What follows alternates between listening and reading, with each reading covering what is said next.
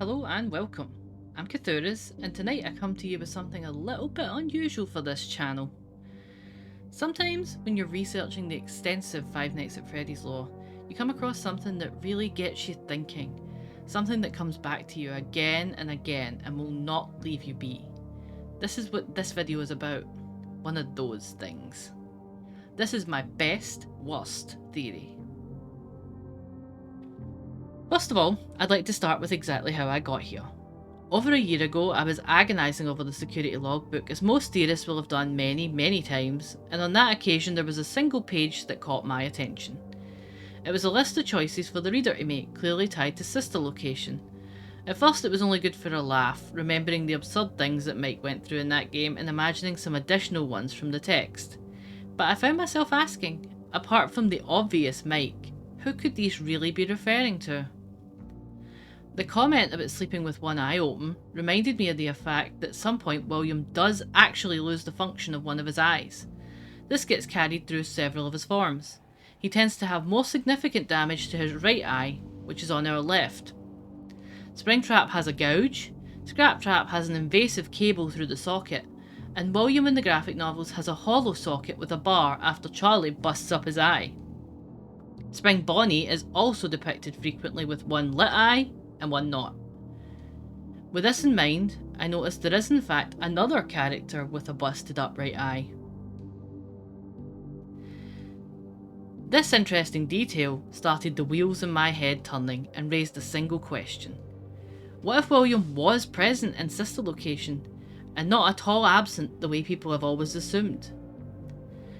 First up, I want to say that for this theory, I'm still to this day throwing ideas around on it, and I haven't decided what I even feel about everything 100%. But I thought the other people might find the evidence I've turned up interesting. So here it is. In sister location, the player as Mike is not the first visitor to the location, as we're reminded on several occasions that someone has been there before us. So, funny story. A dead body was found in this vent once. Okay, so not that funny, but it's a story. When we hide for the biddy-babs, they ask one another in a whisper, is it the same person, as they speak to one another, mistaking Michael, presumably, for his father. Is it the same person?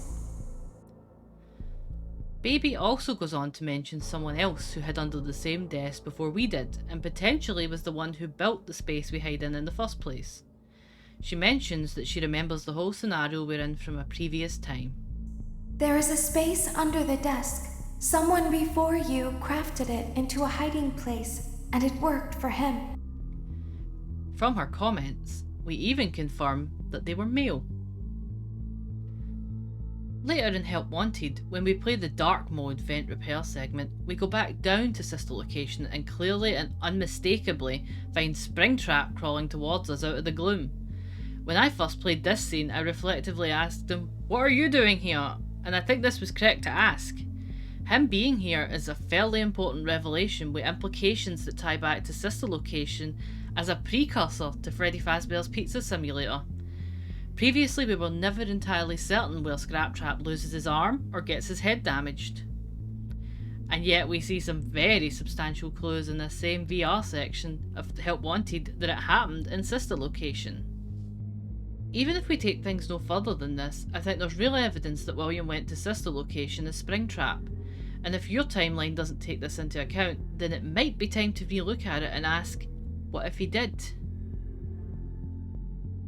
Anyway, what about ENNARD? It's worth starting with the obvious. ENNARD's appearance is a critical part of discerning who his identity truly is. ENNARD's composed of stolen endoskeleton and parts taken from various individual animatronics. These are signified by the eyeballs on his body. These can generally be matched up to the various animatronics that we see in the game. However, as previously mentioned, do note the dead eyeball on his right hand side in the count, not the dangling one, the one behind his eyelid. We're left with some eyes that are unaccounted for. There are in fact two versions of ENNARD, one incomplete version that we see behind the inactive baby, and the complete one with all of the other animatronics in his possession. The first one looks a bit familiar to me, with a familiar smile. Eyes in FNAF tend to link light with life. If they're lit up, then the souls are alive and present. We see this most clearly in the ending of FNAF 3, where we see the heads with their eyes lit up. The first version of ENNARD has one eye lit up in a light grey blue, which is incidentally the same colour as William's eyes, and we see that same version come to Mike's house in the ending where he follows him home. The complete version of ENNARD has all the additional eyes on his endoskeleton lit up, and when Mike vomits ENNARD up, it's composed of 5 individual eyes. These are medium blue, vibrant pink, golden yellow, green, and dark purple. This does not account for the grey-blue eyes of that first version that we saw. In its fully complete form, the most obvious fact is that ENNARD is thematically a clown. There are only 2 characters who represent themselves as clowns in the series. Baby is always meticulous that she's a cute clown, and we see her reimagine herself as Scrap Baby and all the choices that this entails.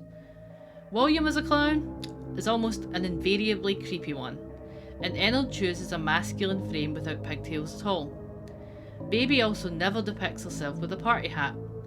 William's tied to the party hats pretty closely, since the implication is that the dead kids were wearing them and he was one of them. It's also a little bit reminiscent of his single good ear. Arguing that there was only a clown mask to choose from in the office also doesn't quite hold water in this instance, as there's very clearly a set of Baby's faceplates in the clock on the wall that she could well have used if she wanted to. I don't think she was the one in control here at that time. ENNARD's teaser before the game came out has the tagline, "There's a little of me in every body," which functions as a nod to Mike, but also potentially a parallel with William's lunatic plugging his removed kidneys into the amalgam of animatronics in the 4th closet. William seems to be trying to use pieces of himself to exert control over the unruly kids, or at least take a slice of their immortality. If we approach the game with the openness to consider that the individual we deal with might not always be Baby, then interesting factors begin to stand out. These line up with what we know of the characters from other sources. We know William is a commanding, short-tempered man from the way he behaves in the 4th closet. He makes stern, commanding statements when dealing with the animatronics and has little patience for them. This is important as we have that curious conversation post-sister location between Scott Games and FNAF World's source code. It goes as follows. Scott Games. You are crowding us. FNAF World. Be quiet. Scott Games. You can't tell us what to do anymore. FNAF World. Yes, I can. You will do everything that I tell you to do. Scott Games. We outnumber you. FNAF World. That doesn't matter, dummy. Scott Games. We found a way to eject you. FNAF World. You would be lost without me. Scott Games. Haha, say goodbye to our friend. FNAF World. I can put myself back together. Though it's safe to assume that Scott Games is representative of the children who have had enough of being controlled, much as they did in the 4th closet, and who choose to eject the others contained within their body, it's worth asking who exactly Scott Games might be. I would suggest that rather than this only being Baby, we are hearing William and Baby arguing back against them. William's tone is present in the order to be quiet and you will do everything that I tell you to do lines.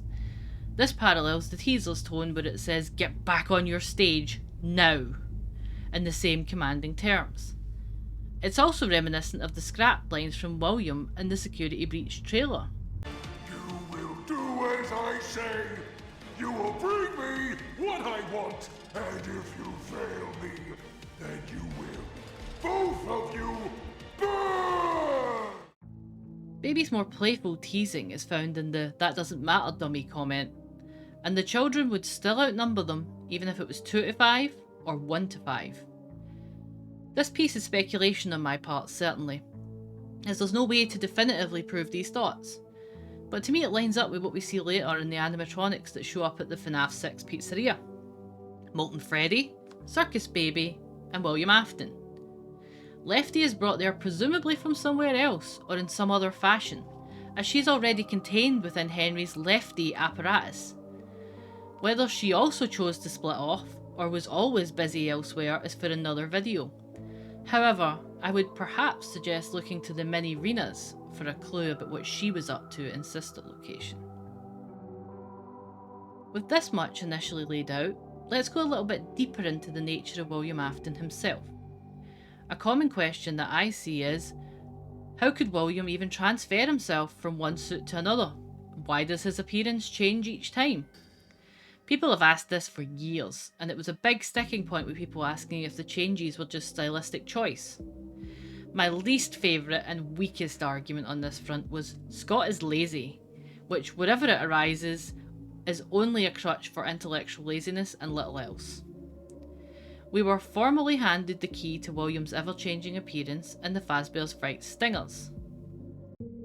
Then, out of the nearly fully compressed junk, the contorted but identifiable shape of what looked like a burned skeletal man thrust upward, with ashy see-through skin that revealed dried up but still quivering organs. The man thing looked like a creature from hell, its limbs broken and busting through the cracked skin, its face misshapen, its torso twisted. The creature took shape while Jake watched. When Jake saw the man's bones crack, fold and reshape into what appeared to be rabbit ears, he yelled, "Andrew, come on!" Rabbit ears unfolded from the back of the creature's skull and stretched upright, and the creature heaved itself towards Andrew. As we can see in this scene, William is able to combine machinery and junk along with regenerating elements of his organic material, albeit really badly. I dubbed this ability Fleshmancy, but it doesn't have a name within the series. He can call forth blood and other materials to rebuild himself piece by piece. It appears that a similar process is potentially happening with his other later forms too.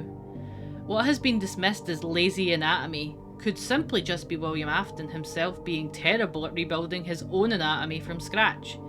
Could you remember where your spleen should go? We also have precedent for William being a hitchhiker in a group amalgam of Souls animatronic in the Stingers of the Frights, where he parasitically joins Jake and Andrew inside the Stitch Wraith. He never speaks in their mind, but causes murder and destruction simply by his influence, particularly over Fetch. He goes unnoticed until he is finally ejected and forced to seek a whole new shape. Another parallel between William and scenes in the games themselves is the end of the fourth closet, where William is dragged into the furnace by the blob creature, and the ENNARD scene in Vent Repair and Help Wanted where ENNARD is also thrown into a furnace. There are just a lot of scenes with clear echoes in the narrative, and I don't think this is accidental. So, could the voice guiding us to hide in the Springlock suit in the basement, following our path through sister location, be William? The voice sounds exactly like Circus Baby, so this might initially sound absurd, but hear me out. We're given the blueprints in the extras menu to elaborate on the abilities that the animatronics within sister location possess. One of these abilities is the ability to mimic voices. If anyone knew what Mike's sister sounded like, it would be William. Pretending to be her would not be an obstacle for him, even less so if he was hitchhiking on Baby herself at that point. We know Baby can mimic because she demonstrates this often in the Silver Eyes trilogy. Another question is, why would William kill Mike? Your own personal mileage might vary, but I'm of the opinion that Mike was present in the Freddy's location helping his father gather remnant by destroying the animatronics, either intentionally or unknowingly, at the time William was spring-locked. I think he saw his father spring-locked, or found him later, and I think he left him there. A similar scenario occurs in the short story The Breaking Wheel for the Fazbear's Frights, where a bullied young man leaves his bully trapped in an exoskeleton he created, only for him to come back as a nightmarish, mangled version of his former self and exact revenge.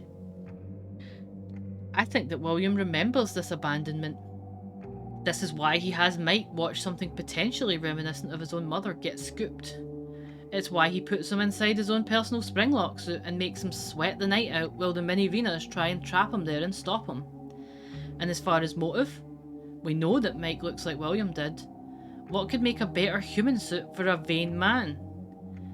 I think even the mimic in the Tales for the Pizzaplex is mirroring this scenario in some ways itself. Suits and illusions are everywhere. William also chooses to glitch the hand unit and dub Michael Eggs Benedict, with all its connotations of being a traitor. The private room in Sister Location also appears to be in use, or at the very least have functional camera links when Michael gets there. The only person who would know where this was is William himself, as we have prior precedent of these rooms being known only to him and Henry. Phone Guy needs to try and find the founder when things go missing in earlier games, for instance. William would have no trouble keeping out of sight when he wanted to with this hiding place, and his movements also would account for the unexplained vent motion triggers throughout the game. We already know that he likes to travel through vents. With all this in mind, let's look over a few lines from Sister Location itself. Can you hear me? I'm pretending. Remember how I said I could pretend? The cameras are watching. I must be careful not to move. Something bad happened yesterday. Something bad always happens. I don't want it to happen again. There is something bad inside of me. I'm broken. I can't be fixed. This particular dialogue happens when we sit by an inactive Circus Baby. This is in fact one of the only times we see Circus Baby in person. When we administer the controlled shocks we're told to by hand unit, we can't see her at all and her auditorium is in absolute darkness. In this scene, the incomplete ENNARD looms behind her body the entire time. I think it's very possible Baby is already trapped within ENNARD with William, and this is why she also warns us against the plan earlier while she is lucid. When your guide comes back online, he is going to tell you that he was unsuccessful, that you must restart the system manually. He will then tell you to crawl through Ballora Gallery as fast as you can to reach the breaker room. If you follow his instructions, you will die. As in the novels, Baby does not always follow William's instructions. We gain more strange evidence in the lines from the non-canon ending, where you end up shutting with ENNARD and witness his voice mimicry abilities firsthand. He switches between Child Elizabeth and Circus Baby to get his way. Why didn't you trust me? He mimics Baby's voice saying this line twice. This is a line that is very, very much associated with William in several places. Isn't this why you came here? To be with her again? This line outright refers to Elizabeth in the third person, implying that whoever is saying this does not consider themselves to be her at all. You won't die, and it will only hurt for a moment. And this iconic line is rendered far, far more ominous and terrifying when we imagine it coming from William instead. Is that what he said to the children too? Amusing, though potentially just coincidental, are the lines where he pleads in Baby's voice to be allowed into the room, which, if you believe Midnight Motorist as William as I do, is rather hilarious in its parallels. He seems to get very, very upset about being locked out of rooms. Even the pleading that if Mike doesn't help, he won't be able to try again is rendered dark and ominous if it pertains to the child murder plans. Finally, we can also earn ourselves a frustrated I will find a way out. from ENNARD during the fight, which is an entertaining parallel with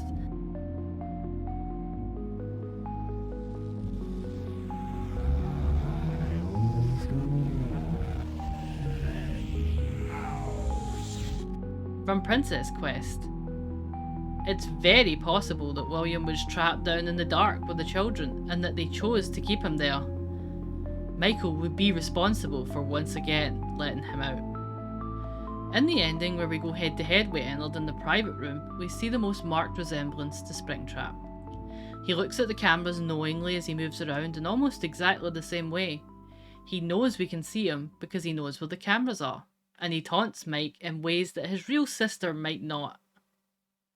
Musically, one of the dominant themes of Sister Location is Venta Black, which, other than Smashing Windshield, is perhaps one of the closest things we have to a theme for William Afton. This song reappeared in Security Breach unused, potentially scrapped from the cut fight with Burntrap. I think this is just a little more evidence that he's there as his theme is. In Sister Location, we hear 3 voices that matter in the larger canon: William Afton, Elizabeth Afton, and Michael Afton. We see Elizabeth, we play as Michael, but the marked absence of William always ate at me. This is his lab, this is his playground. Everything here belongs to him and was crafted by him. The location feels like it's mocking Mike as we go along. Nothing works. Everything's a little silly and a little demeaning. It more or less calls him an angsty teen and has a glitch where he spells out the garbled word phase at him. Everything is set out to demean and delay him, and we know from the only audio we have of Michael himself that William was absolutely the one who sent him to Sister Location in the first place. I think William's present, and I think if he's present here, then it only makes sense that William's own demons have also followed him here. This is what brings me finally to Yendo. I think if William is here, then I think Golden Freddy is too, and that he's once again mirroring the appearance or technological generation of his host. He appears in this game fleetingly with similar properties and mechanics to Golden Freddy in the other games. In the non-canon ending, Yendo appears right in the office, just as Golden Freddy did in the other games. Also, his name could be an obvious portmanteau of yellow and endo. Someone used one of the suits. We had a spare in the back, a yellow one. Someone used it. Now none of them are acting right. So, in conclusion, whenever I played Sister Location, I was always waiting for William to show up. It was one of my great disappointments in a game I otherwise loved to pieces. It was only 7 years later that I found myself thinking that maybe he was always there, and it was never only one antagonist pitted against us. Maybe we just didn't recognise him, because for once in his life, he couldn't be a rabbit. Thank you for listening to my thoughts on this stuff. If you enjoyed it, then feel free to subscribe for more of my theory, let's plays and book discussions. And if you want more videos like this, then please leave a like so I can see what kind of content people really enjoy. I'll see you next time.